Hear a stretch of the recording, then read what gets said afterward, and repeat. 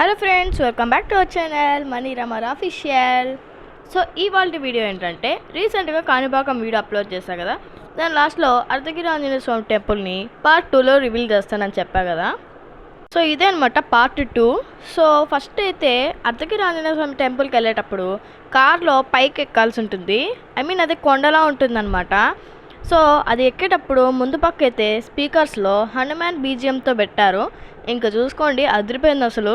ఇంకా గుడి విషయానికి వస్తే చాలా బాగుంది ఎంట్రన్స్.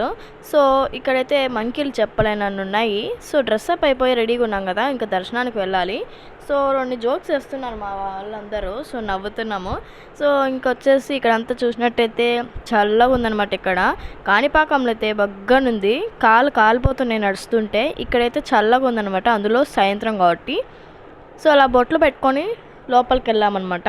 దర్శనం అయితే చేసుకున్నాము వెళ్ళి, బట్ వీడియో అయితే తీయలేదు. సో గుళ్ళలో వీడియోస్ తీనిరని మీకే తెలుసు కదా.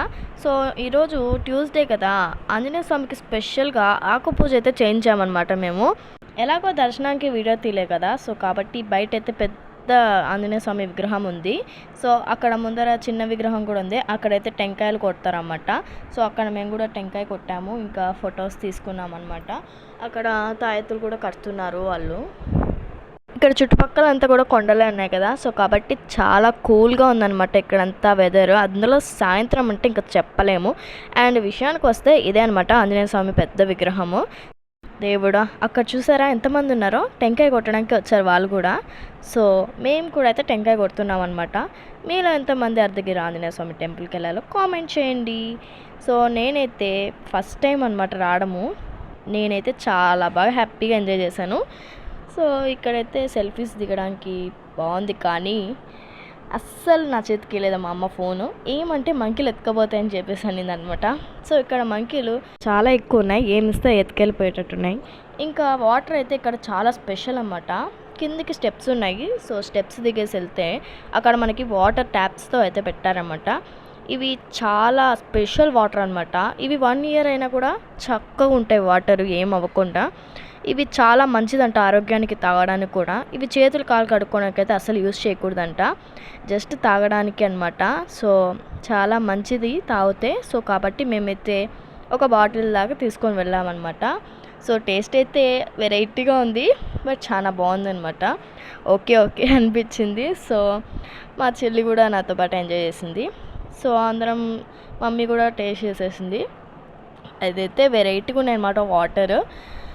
సో ఇంకా మమ్మీ అలానే మేము అందరం టేస్ట్ చేసిన తర్వాత మళ్ళీ పట్టేసింది.